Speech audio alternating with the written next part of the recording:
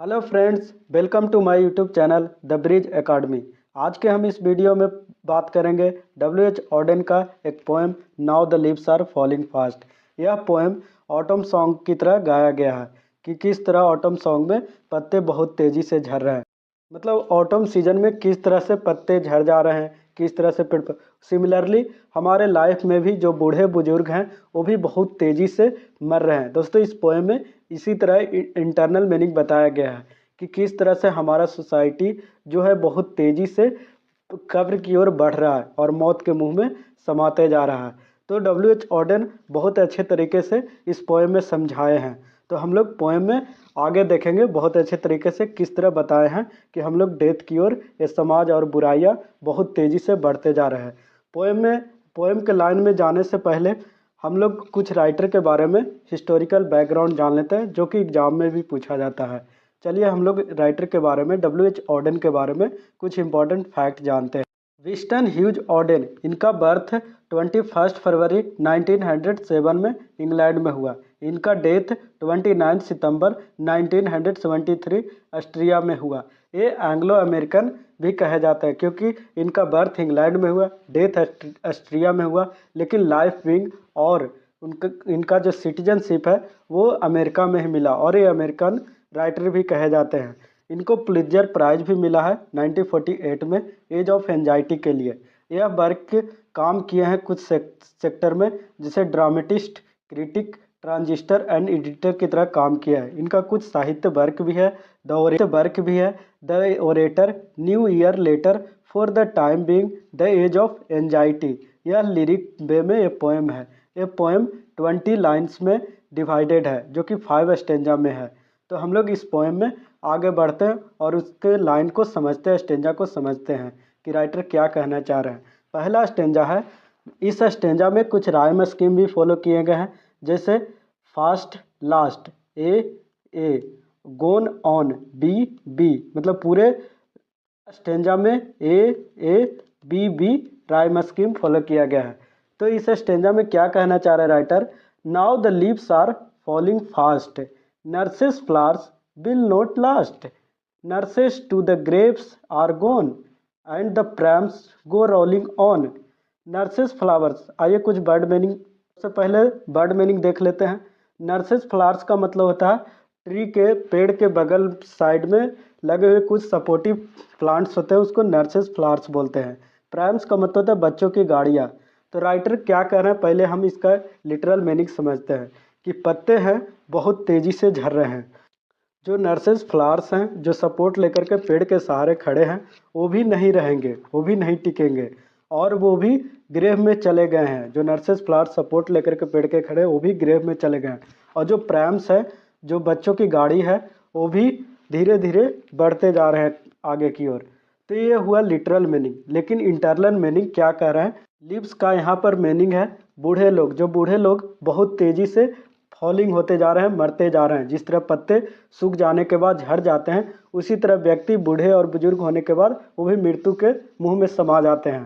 तो इस राइटर में दोस्तों यही कहना चाह रहा है कि बूढ़े बुजुर्ग लोग हैं वो बहुत तेज़ी से मरते जा रहे हैं। उसके पीछे जो सपोर्ट लेकर के यंग पीपल खड़े हैं, वो भी धीरे धीरे कब्र की ओर बढ़ रहे हैं।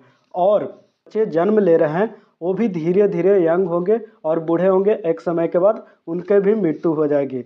तो राइटर कितने अच्छे तरीके से बताए हैं लाइफ जर्नी को कि बच्चे बड़े होंगे और बड़े बूढ़े होंगे और बूढ़े होने के बाद वो कब्र की ओर चलते जाएंगे। मतलब सैकड़ों, लाखों, करोड़ों के संख्या में डेथ की ओर हम लोग बढ़ रहे हैं। दिन पर दिन हमारा एज कम होते जा रहा है। ठीक है, तो आगे बढ़ते हैं।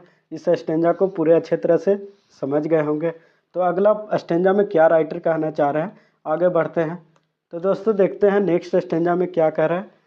Whispering neighbors left and right pluck us from the real delight, and active hand must freeze lonely on the separate niche।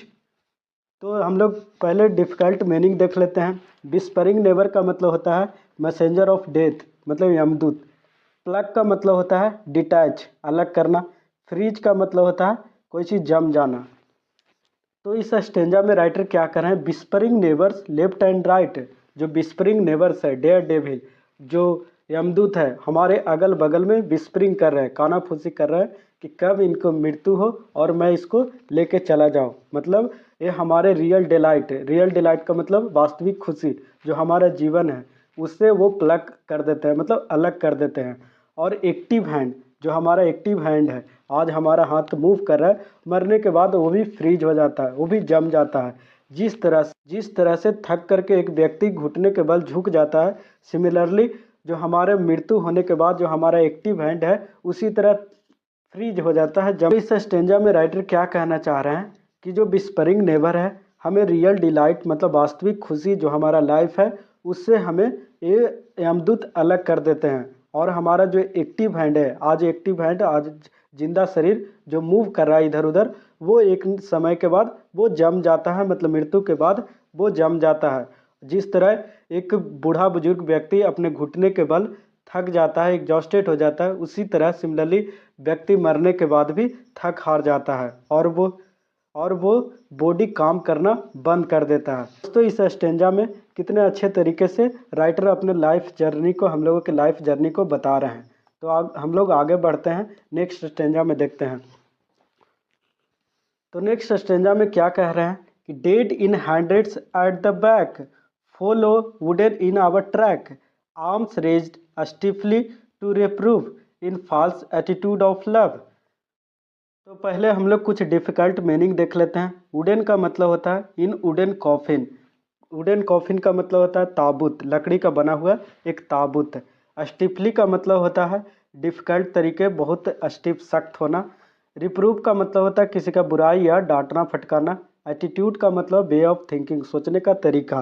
दोस्तों इस स्टेंजा में राइटर क्या कहना चाह रहे हैं, dead in hundreds at the back, follow wooden in our track. मतलब क्या होता है, सैकड़ों की संख्या में हमारे पीछे पीछे कब्र की ओर लोग आते जा रहे हैं। और arms raise stiffly to reprove in false attitude of love.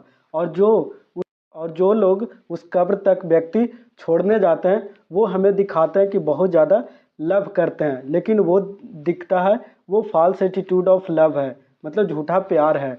वो राइटर कहना चाह रहे हैं कि वो लव नहीं करते हैं, वो उस समय के लिए, सिर्फ कुछ समय के लिए वो एक कर्म करते हैं, वहाँ तक अर्थी को कांधा देते हैं और तुम्हें ठीक को कांधा देते हैं और वो शमशान घाट तक तुम्हें छोड़ आते हैं। तो इस स्टेंजा में राइटर कितने अच्छे तरीके से बता रहे हैं। और इसको हम रिकैप करते हैं कि हम राइटर क्या कह रहे हैं कि सैकड़ों की संख्या में हमारे पीछे जो अर्थी को कांधा देते हुए और अर्थी के पीछे पीछे सैकड़ों लोग आ रहे हैं, और आज न कल वो भी जो आ रहे हैं वो भी आज न कल यहीं पर आएंगे। और वो दिखाते हैं कि हम वो मरे हुए व्यक्ति से बहुत ज़्यादा प्यार करते हैं, लगाव रखते हैं, लेकिन ये सब फॉल्स एटीट्यूड ऑफ लव है, ये सब झूठा है। क्योंकि कुछ समय के बाद वो सारे लोग उसको छोड़ करके वहाँ से चले जाएंगे और उससे कुछ समय के लिए वो दिखा रहे हैं बस, और उसके बाद वो भूल जाए।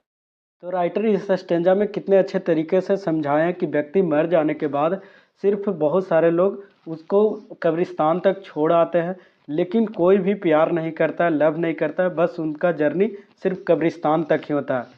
क्योंकि उन्हें भी पता है कि एक न एक दिन हमें भी इसी कब्र में लेट जाना है। तो हम लोग आगे बढ़ते हैं, आगे स्टेंजा में क्या राइटर कहना चाह रहे हैं देखते हैं। तो दोस्तों नेक्स्ट स्टेंजा में राइटर क्या कर रहा है, starving through the leafless would, trolls run scolding for their food, and the Nightingale is dumb and the angel will not come. तो हम लोग सबसे पहले डिफ़िकल्ट वर्ड मीनिंग देख लेते हैं। स्टार्विंग का मतलब क्या होता है, सफरिंग और डाइंग फ्रॉम हंगर, मतलब भूख के कारण मरे जाना। नेक्स्ट वर्ड मीनिंग है ट्रॉल्स। ट्रॉल्स का मतलब होता है स्कैंडिनेवियन कंट्री में कुछ अगली क्रिएचर्स बनाए जाते थे, कुरूप प्रकार का एक बड़ा सा दानव जैसा, बच्चों को डराने के लिए। नेक्स्ट है नाइटिंगेल का मतलब होता है बुलबुल, स्मॉल माइग्रेटरी बर्ड। एंजल का मतलब होता है फरिश्ता। तो राइटर इस लाइन में क्या कह रहे हैं, starving through the leafless would, जो भूखे ट्रॉल्स हैं वो इधर उधर जंगल से भाग रहे हैं, तड़प रहे हैं, और वो दे आर फाइंडिंग फूड, और वे लोग खाना खोज रहे हैं। और क्या कह रहे हैं, नाइटिंगेल इज डम, और उस जंगल में जो बुलबुल है वो भी चुप हो चुके हैं, और एंजल है जो फरिश्ता है वो भी ना आने वाले हैं। तो इस स्टेंजा में राइटर का लिटरल मीनिंग ये है, बट हम लोग इसके इंटरनल डेप्थ मीनिंग समझेंगे।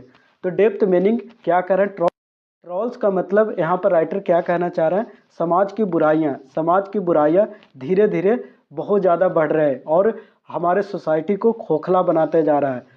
और जो समाज में रहने वाले, जो नाइटेंगल का मतलब होता है जो हमारे समाज में रहने वाले वास्तविक लोग, रियल पर्सन, वो भी डम हो चुके हैं, वो भी गूंगे हो चुके हैं, वो भी धर्म को भुला चुके हैं, पाप का बहुत ज़्यादा दबदबा बढ़ गया है। और वो जो एंजल हैं, फरिश्ता हैं, इतने ज़्यादा सोसाइटी में इविल बढ़ रहा है, फिर भी वो फरिश्ता आने वाला नहीं है। तो राइटर कितने अच्छे तरीके से इस स्टेंजा को समझाएं। आई होप ये स्टेंजा आप लोगों को समझ में आ गया होगा। तो हम लोग नेक्स्ट स्टेंजा की ओर बढ़ते हैं। तो दोस्तों नेक्स्ट स्टेंजा में क्या राइटर कहना चाह रहे हैं, cold impossible ahead lift the mountains lovely head whose white waterfall could bless travellers in their last distress. Last distress का मतलब क्या होता है, एंड ऑफ लाइफ, डेथ।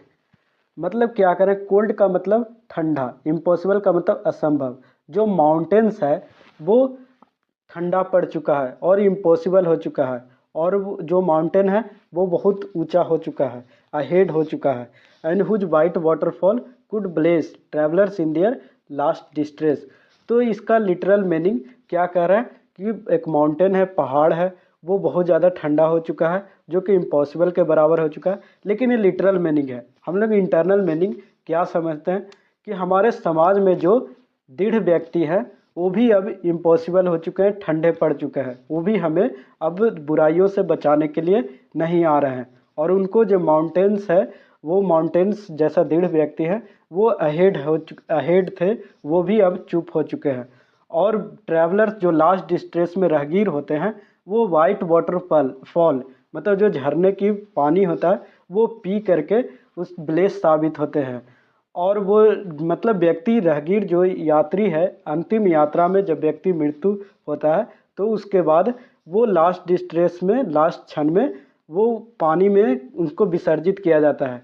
इसीलिए वो लास्ट डिस्ट्रेस में उन्हें वाइट वाटरफॉल की प्राप्ति हो जाती है। मतलब हो रहा है, आशावादी हो रहा है कि जिंदगी के अंतिम क्षण में भी व्यक्ति को सुख प्राप्ति हो जाता है, मतलब मरने के बाद भी कुछ सुख शांति मिल जाता है। तो W.H. ऑडेन पोएट कितने अच्छे तरीके से पोएम में अच्छे तरीके से बताए कि हमारा जो लाइफ जर्नी है किस तरह से बहुत तेजी तरीके से कब्र की ओर बढ़ते जा, और हमारे समाज की बुराइयां हैं वो बहुत तेज़ी से बढ़ते जा रहा है, और कोई भी फरिश्ता हमें बचाने नहीं आ रहा है और हमें सेव करने नहीं आ रहा है, क्योंकि सारे लोग डम हो चुके हैं और सारे लोग कुछ बोल नहीं रहे हैं। उससे समाज में बुराइयां बहुत ज़्यादा बढ़ते जा रहा है। तो ये W.H. ऑडेन का लास्ट स्टेंजा था, लास्ट लाइन था। आई होप यह पोएम आप लोगों को अच्छे से समझ में आ गया होगा। अगर ये वीडियो आप लोगों को अच्छा लगा हो तो please subscribe my channel and like this video.